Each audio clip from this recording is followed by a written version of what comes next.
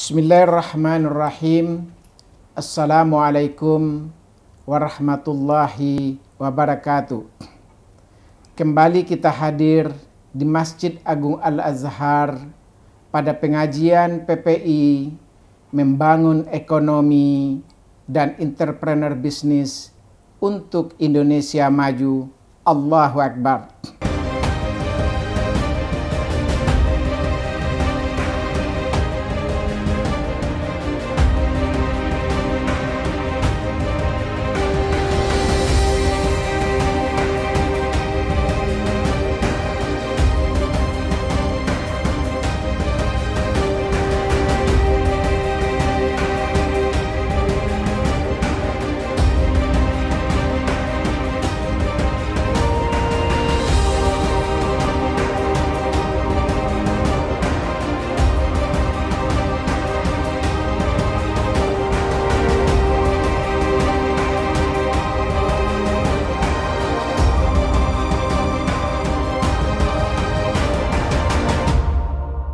Innal hamdalillah nahmaduhu wa nasta'inuhu wa nastaghfiruh wa na'udzu billahi min shururi anfusina wa min sayyiati a'malina may yahdihillahu fala mudhillalah wa may yudlil fala hadiyalah asyhadu an la ilaha illallah wahdahu la syarikalah wa asyhadu anna muhammadan abduhu wa rasuluh. Allahumma salli wa sallim ala Muhammad wa ala alihi wa sahbihi ajma'in. Amma ba'd. Sahabat pengajian PPI yang berbahagia, pada kesempatan ini kita kembali menghadirkan podcast dakwah digital dengan tema membangun ekonomi dan entrepreneur bisnis. Bersama kita telah hadir narasumber Bapak Happy Trenggono. Secara singkat saya akan membacakan biodata dari Bapak Happy. Bapak Happy Trenggono adalah pengusaha nasional asal Batam, menempuh pendidikan terakhir di Magister Ilmu Komputer Universitas Indonesia. Pak Happy adalah founder United Bali Muda Corporation, grup perusahaan yang bergerak di bidang perkebunan kelapa sawit, bidang pendidikan, dan bidang keuangan. Pak Happy bermulai karirnya sebagai profesional dengan jabatan terakhir Direktur Televisi Nasional LaTV yang saat ini menjadi TV One. Pak Happy Trenggono adalah pendiri dan Presiden Indonesia Islamic Business Forum (IIBF), organisasi yang saat ini beranggotakan lebih dari 200.000 pengusaha di seluruh Indonesia.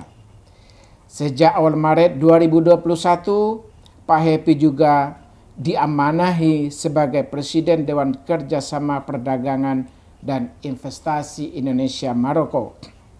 Pak Happy Trenggono dikenal aktif dalam berbagai organisasi dan pergerakan ekonomi nasional, di antaranya di kalangan NU sebagai Ketua Umum YP3I yang mendirikan bersama almarhum Gus Solah, Marzuki Ali, Kiai Ma'ruf Amin, dan beberapa kiai sepuh NU. Di kalangan Muhammadiyah sebagai Dewan Pakar Majelis Ekonomi Muhammadiyah, serta menjadi pembina di berbagai organisasi di Indonesia. Pada tahun 2011 melalui Kongres Kebangkitan Ekonomi Indonesia di Solo, Bapak Happy Trenggono diangkat sebagai pemimpin gerakan Beli Indonesia, sebuah gerakan yang kelak menjadi inspirasi banyak kepala daerah, kampus, pesantren, dan ormas Islam membangun ekosistem ekonomi kerakyatan. Pada 2012, atas kiprahnya dalam ekonomi nasional membawa Pak Happy Trenggono dianugerahi sebagai tokoh perubahan oleh Republika. Narasumber ini telah hadir bersama kita. Assalamualaikum warahmatullahi wabarakatuh. Pak Happy, apa kabar? Waalaikumsalam warahmatullahi wabarakatuh. Silakan Pak Happy menyapa pemirsa kita. Assalamualaikum warahmatullahi wabarakatuh. Para pemirsa semuanya hadir seluruh Indonesia. Mudah-mudahan sehat semuanya. tetap semangat menjalani kehidupan hari-hari meskipun terbatas karena COVID naik lagi. Benar, Pak Kiai. Tapi insya Allah sudah mulai lewat lah ini Pak Kiai. Iya, betul, Pak. Jadi pada kesempatan ini kita ingin membincangkan dengan narasumber kita ini, dengan Pak Epi. Setelah kita dengar biodata beliau memang sangat pantas, kita membincangkan, membangun strategi, membangun ekonomi dan entrepreneur bisnis. Kita mengetahui bahwa sejak kemerdekaan Indonesia lebih 74 tahun yang lalu, struktur ekonomi bangsa kita ini seperti yang dilansir oleh Bapak Wakil Presiden Bapak Yusuf Kala, dari 100 pengusaha nasional kita ini hanya belasan orang saja mereka yang berasal dari pribumi Muslim. Yang terbesar itu adalah dari kelompok saudara-saudara kita yang lainnya. Sementara kaum muslimin kita di negeri ini hampir 90%. Ajaran agama kita memberikan semangat bagaimana kaum muslimin ini mampu membangun bumi, mengolah tanah, mengolah sumber daya alam untuk kesejahteraan rakyat bangsa dan negara. Tetapi kita hari ini menyaksikan rakyat kita yang terbesar justru sangat tidak begitu mewakili dari semangat membangun ekonomi itu. Ini yang mungkin kita mintakan pikiran daripada Pak Epi. Kenapa kok struktur masyarakat kita ini menjadikan bisnis berusaha ini menjadi pilihan terakhir itu Pak Epi. Silakan Pak Epi. Ya, terima kasih Pak Kiai.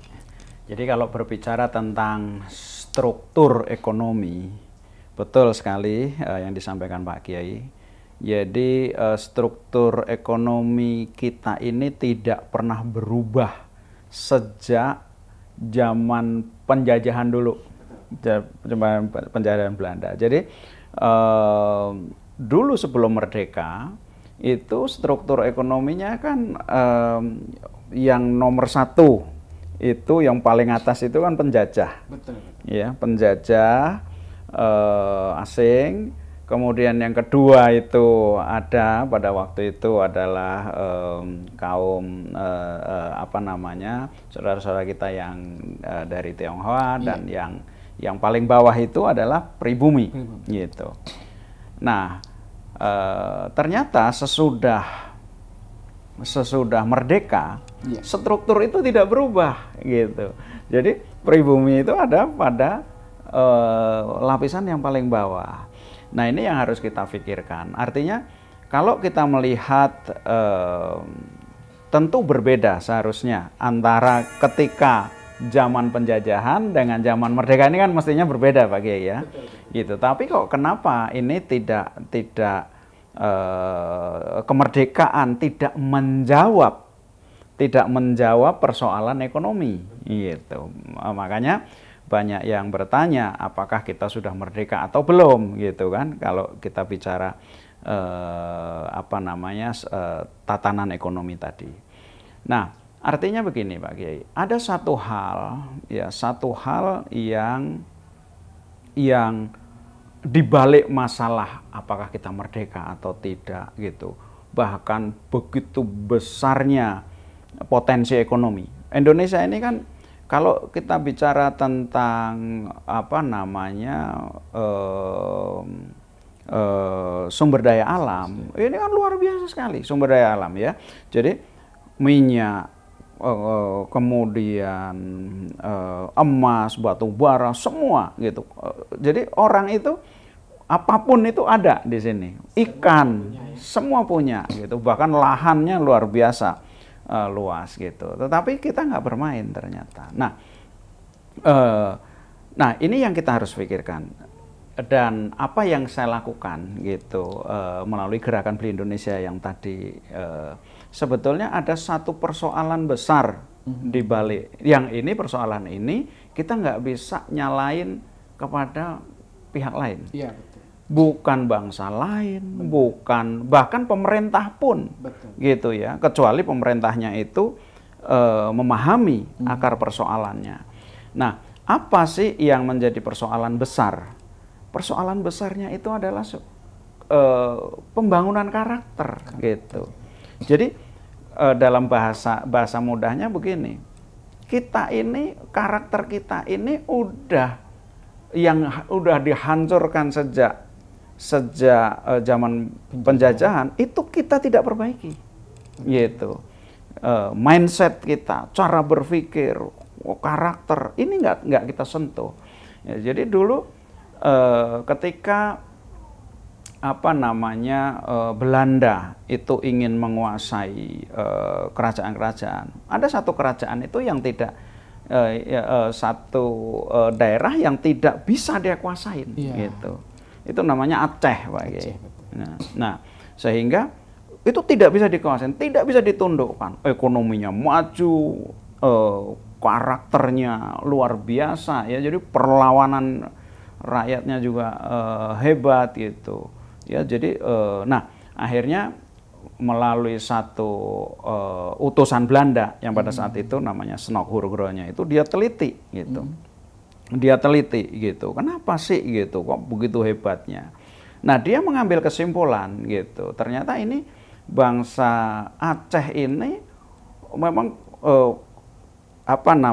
memiliki daya juang yang luar biasa, kesadaran tentang ekonomi luar biasa, kesadaran politik luar biasa, kecerdasannya itu utuh, gitu ya. Dan memang sumbernya itu Islam, gitu. Nah, ini yang dia pelajarin hingga Snok Hurgronya sempat di Tanah Suci ya selama 10 tahun dan hanya untuk meneliti itu. Nah, dari situ kemudian lahir sebuah rekomendasi.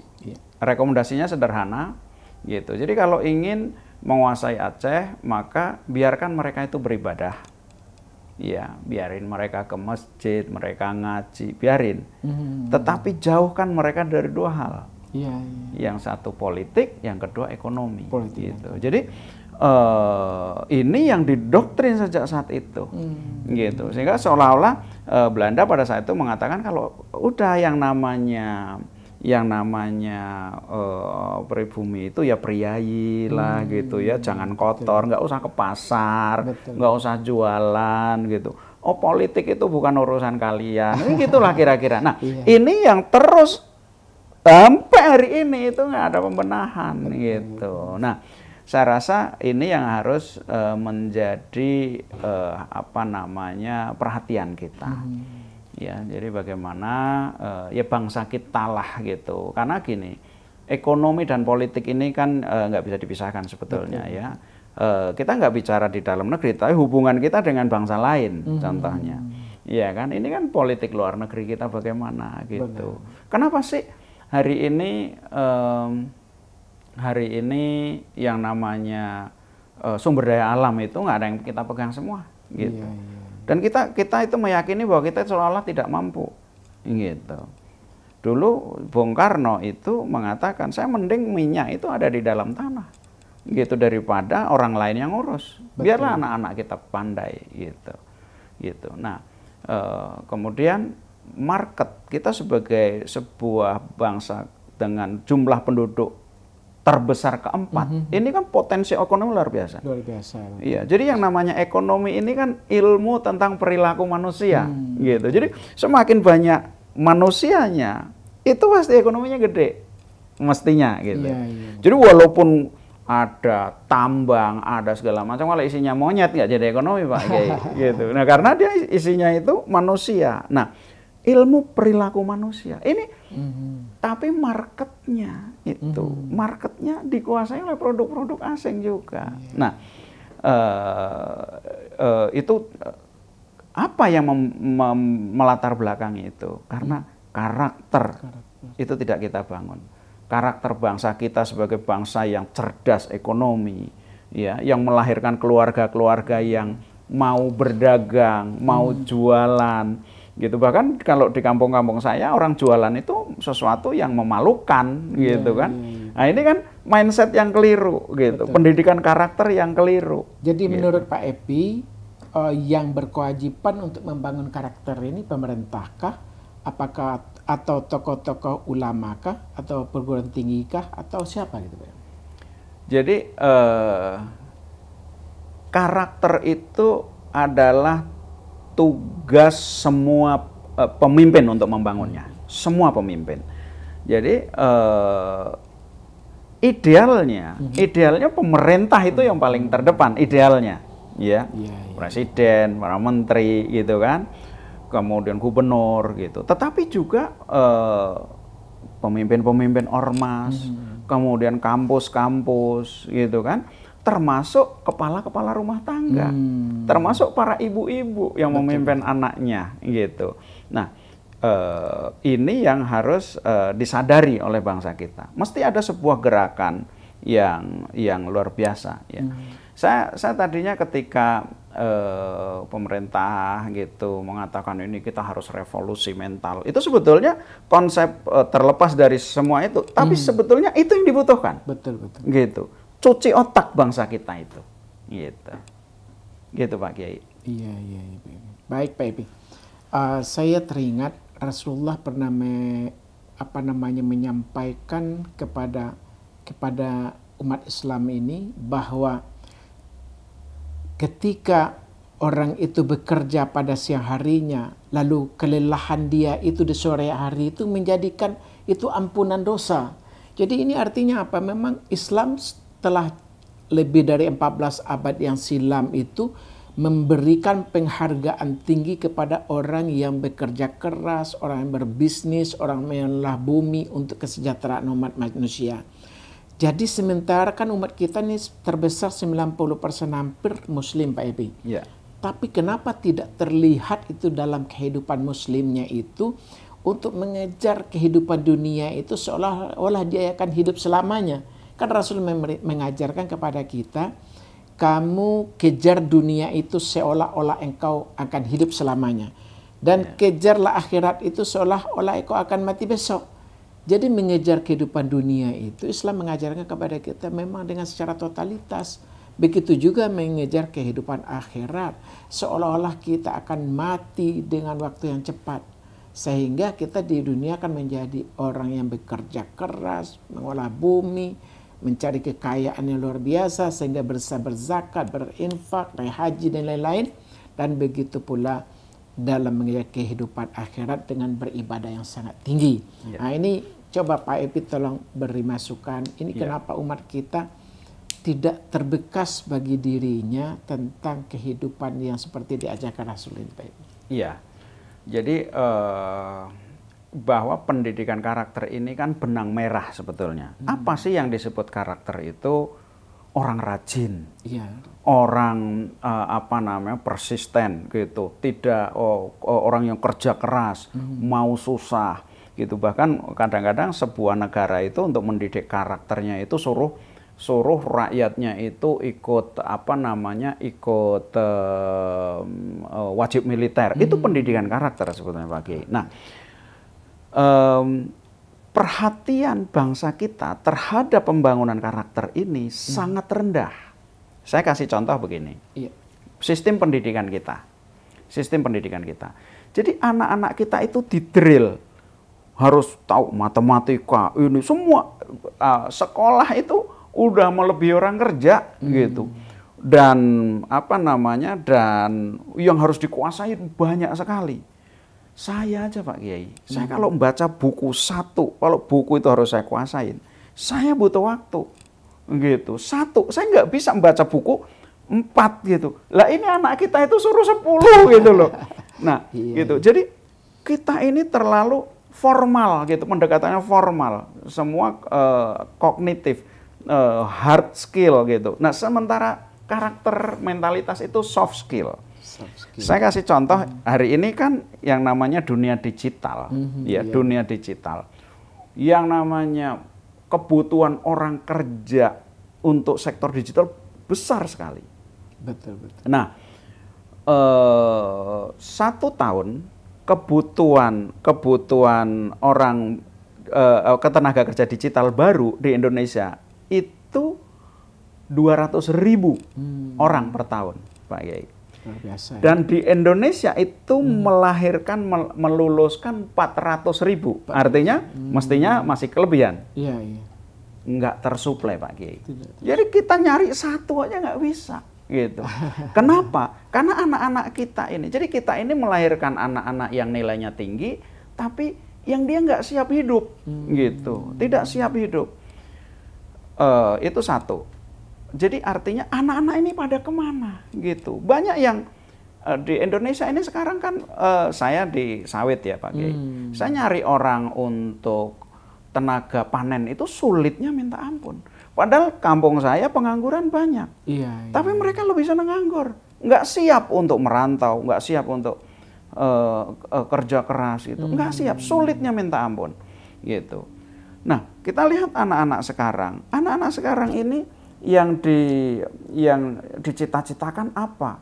Oh, saya pengen jadi YouTuber, pengen jadi orang terkenal, pengen jadi artis gitu. Yang kira-kira nggak ngapa-ngapain tapi dapat duit besar gitu. Iya. Kita udah jarang ngelihat anak-anak sekarang itu yang cita-citanya itu tentara, dokter, udah mulai kurang Pak Kiai gitu. Betul. Nah, ini berbahaya gitu. Jadi bangsa kita ini lari dari kewajiban membangun karakter, gitu. Tapi kita ngerjain yang lain, gitu. Dan ini merembet kemana-mana. Iya. Contohnya kepemimpinan kita. Kepemimpinan di Indonesia itu melahirkan kepemimpinan yang tidak melahirkan pemimpinan berkarakter. Kenapa? Karena pendekatan kita hari ini itu popularitas, citra, branding gitu. Jadi orang kalau mau jadi kepala daerah atau yang disurvei itu rakyatnya. Seberapa citranya bagus atau tidak. Orangnya nggak disurvei gimana hidupnya, gimana berhubungan dengan keluarga, bagaimana dia kerjanya, duitnya dari mana. Karakternya tidak disurvei. Tapi citranya. Ini berbahaya sekali bagi pembangunan karakter bangsa kita. Gitu. Nah, ini kalau tidak disadarin gitu, bangsa kita akan makin ketinggalan. Gitu. Bahkan untuk yang buruh-buruh aja menteri kita udah bilang, orang kita nggak mampu gitu. Ini kan gila gitu loh. Betul. Masa harus dari luar gitu, dari Cina buruh gitu karena orang kita nggak mampu, ini kan berbahaya Pak Kiai. Iya. Tadi Pak Epi mengatakan tamatan pendidikan kita di bidang IT ya. Tiap tahun itu hampir 400.000 orang. Ya. Tetapi lowongan tersedia tuh 200.000 orang. Ya. Kan harusnya ini kan terisi ya Pak. Harusnya tapi terisi. Tidak terisi. Apakah ada kemisan antara tamatan pendidikan di perguruan tinggi itu dengan dunia kerja gitu Pak? Apakah ada miss di situ atau tidak? Iya, kalau sekarang ini kan teorinya itu link and match. Iya kan? Ya. Kalau saya bilang itu udah link and match gitu. Jadi yang dibutuhkan itu yang dipelajarin. Tetapi begitu anak-anak itu pada lulus, saya buka lowongan nih. Yang ngelamar nggak ada Pak Kiai. Susahnya minta ampun. Yang ngelamar itu justru bukan lowongan-lowongan IT banyak. Artinya apa? Ada sesuatu yang tidak ada urusannya dengan ilmu IT. Betul. Gitu. Hubungannya dengan apa? Dengan mentalitas. Memang kita menciptakan anak-anak malas. Gitu. Yang nggak siap tempur. Gitu. Nah, ini sangat berbahaya. Nah, hal ini juga kenapa jadi ekonomi kita gitu, terutama anak-anak bangsa kita tidak bisa mengambil alih. Gitu. Saya ada contoh ya. Contoh ini yang lagi saya kejar-kejar nih. Jadi waktu Kongres Ekonomi Umat Islam kemarin, itu kan Pak Jokowi kan nyampaikan, itu kan beliau mendengar bagaimana Buya Anwar Abbas itu menyampaikan tentang ini kenapa tanah kita dikuasai oleh sekian persen orang aja dan sebagainya. Wah, itu memang gawat sekali Pak Kiai. Akhirnya Pak Jokowi kan sampaikan gitu, oke, saya akan bagi, kasih saya proposalnya, 50.000, 100.000 kan gitu kira-kira. 2 bulan sesudah Pak Jokowi itu sampaikan, tidak satu pun proposal masuk. Itu saya kejar-kejar. Saya berbicara dengan NU, saya berbicara dengan Muhammadiyah, gitu. Jadi buat apa kita ini menyampaikan sesuatu kalau kita sendiri nggak siap ngambil, gitu. Nah, inilah yang Pak Kiai yang harus kita bangkitkan, gitu. Tetapi kalau bicara terahnya, kan bangsa Indonesia kan orang hebat memang, gitu. Cuman proses pembangunan karakter ini putus, udah lama nggak digarap. Itu aja menurut saya sih. Pekerjaan besarnya. Jadi gitu. Pak Epi, apakah karena kita pernah dijajah 350 tahun sama Belanda, ditambah lagi dengan Jepang itu, kemudian pemimpin setelah kita kemerdekaan ini, mereka tidak begitu mantap membangun karakter sehingga warga bangsa ini boleh jadi tertinggal gitu. Gimana Pak Edi? Iya, kalau kita bandingkan dengan Korea Selatan, ya Korea Selatan itu nggak punya apa-apa, tapi ekonominya menjadi 11 terbesar di dunia. Jadi kalau kita tanya, dia nggak punya apa-apa Pak Kiai. Kalau kita tanya orang Korea, semua orang Korea akan bisa menjawab. Saya bilang, Korea punya apa? Korea Selatan. Kita punya manusia. Itu jawaban dia. Kita orang kerja keras, kita pantang menyerah. Itu saya sendiri itu interview mereka. Saya kan sering ke sana gitu ya. Banyak teman-teman. Kok hebat gitu. Nah itu nggak kita temukan. Jadi kita kalau dugaan saya itu memang ini ada sejak dulu itu memang tersistematis. Tetapi ini tidak disadari sepenuhnya oleh pemimpin bangsa kita. Soekarno dulu itu melihat hal ini. Makanya Soekarno itu selalu mengatakan bahwa mandat saya sebagai presiden itu adalah character building. Gitu. Jadi sebelum kita membangun fisik ini, fisik itu ngikut, ekonomi ngikut, tapi karakter. Kalau orang-orang kita itu udah melihat anak-anak kita itu kerja keras, anak-anak kita itu terjun di bidang-bidang ekonomi, artinya ekonomi kita, artinya karakter itu udah terbangun sebetulnya. Kalau kita ngelihat anak-anak kayak di Jepang anak-anak Jepang itu pendidikan itu 5 tahun pertama sampai kelas 5 lah gitu, bukan 5 tahun pertama. Ya 5 tahun pertama, kelas 1, 2 sampai 5. Itu nggak diajarin apa-apa, Pak. Cuman diajarin budi pekerti. Gitu. Kamu mau jadi apa? Jadi orang baik. Semua anak-anak itu. Kalau nggak salah bahasanya Jepang itu, kamu jadi apa? Okiro-san, gitu. Jadi orang baik. Jadi sebelum dia punya cita-cita jadi polisi, jadi tentara, jadi semua anak-anak ini memastikan dirinya. Pemimpin Jepang memastikan bahwa anak-anak itu ingin jadi baik. Sehingga kalau jadi polisi yang baik, tentara yang baik, gubernur yang baik, gitu. Itu pembangunan karakter, gitu. Jadi nggak di-drill hanya dengan dengan pengetahuan, gitu. Karena manusia kan manusia itu tentang karakter. Dakwah kan bangun karakter, Pak. Betul. Apakah orang itu bisa sedekah ini kalau dia itu enggak? Itu kan karakter. Keyakinan itu bagian dari karakter. Gitu. Pak Epi, saya ingat sebuah kisah Umar bin Khattab pernah bertemu dengan seorang pemuda dia. Begitu Umar bin Khattab melihat pemuda ini kuat, gagah, tampan, dia tanya, "Hai pemuda, apa kerjaanmu?" Begitu dia sampaikan bahwa dia menganggur, langsung murung itu pemuda itu. Nah, jadi ini yang kita ambil dari sini, memang Islam telah mengajarkan kepada kita untuk berkarakter, bekerja keras itu, punya etos kerja.